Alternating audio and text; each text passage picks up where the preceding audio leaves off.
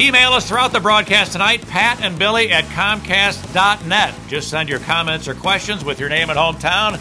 We love hearing from you. And it's time to get to the mailbag. Welcome back to Chicago Wolves hockey. Let's dip right in. We hear from Edward from Brookfield. Hello, Pat and Billy. It seems like Alexander Giroux is scoring at least a goal a game lately. What makes him such a good offensive player? The players surrounding him, first of all. He's playing with Jason Krog and Darren Haydar. That definitely helps. But Alexander Giroux in his career has been a goal scorer, and I think one of the things that he brings to the table is his patience, his poise with the puck, and something you don't see very often. And the highlight with some of his goals, you see the way he handles the puck. His extension of his arms and his stick. He used a long stick, and he's able to get past goaltenders. He makes the move, they go for it, and he's able to throw it around. But I actually just talked to Todd Nelson, the assistant coach, about this, and he said, number one is poise and patience around the net. He puts himself into areas and situations where he knows he will receive a pass, and he's very good when he gets it. When he has time, it's usually in the net. Yeah, and he's got a terrific set of hands. All right, here's Eric Mann from Crown Point, Indiana. Hi, guys. I've been listening, or I've been a long-time hockey fan. I still don't understand the plus-minus rating. Please explain. Well, let's get to the hammock on this one.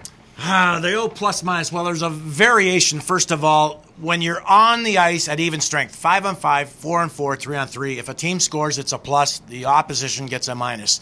If it is a power play situation and you score, you do not get a plus. The other group does not get a minus. But if you score a shorthanded goal, you would get a plus, the shorthanded team, and the opposition would get a minus. I'm not sure if there's any more to that, but overtime, obviously the same thing. 3-on-3, it would be even strength. There's no pluses in the shootout, but overall it's basic. It really is. If you have a situation where you're even strength, you get a plus if you score, you get a minus if you're not. Power play, no pluses, but if you get a shorthanded goal, you do. All right, so it's actually can be a fairly good statistic when you look from team to team. I mean, you have guys on certain teams, there can be a big discrepancy. If you have a guy who's minus 10, a lot of the guys are plus 10 or 12. Absolutely. You can see somehow how things can develop during the course of a season. Folks, watch this. Don't your nose and mustache come with those glasses? I got these at the Five and Dime store. Hi, Pat and Billy. My question is for Pat. I've been watching more hockey this season and noticed that some announcers use the phrase half boards or half wall. What are they talking about? Lisa from Mount Prospect. Well, it's really just a description of where the puck is on the ice, and basically it refers to a guy who's standing along the boards at about the hash marks, and I guess it's just a description of sort of halfway between the blue line and the end line.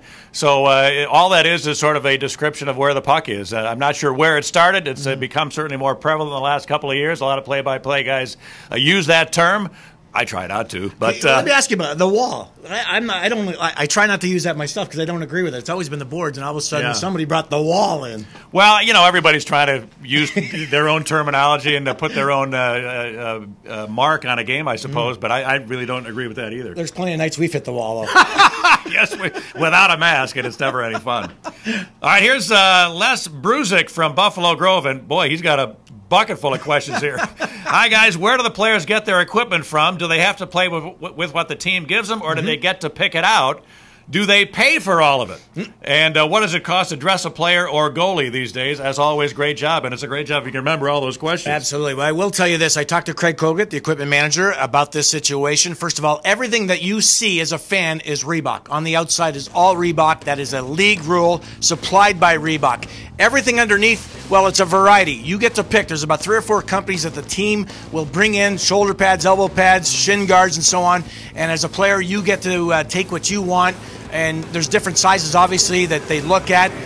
Overall, that's about it. The cost, I'm not sure what it would cost. Skates nowadays are probably $300-400, and sticks are $150 a piece. Equipment, I would think, would range $500 to $700 overall. So it's $1,000, I would think, per player. Do those guys pay for it? No, they do not. Whew. The good thing about being a pro, isn't it? All right, well, that's our email segment tonight. Thanks for writing in, one and all. We're always glad to hear from you. And if you want blazing fast download speeds, get Comcast high-speed internet. It's up to 4 times faster than DSL. Call 1-888-4-BEST-TV for a great offer.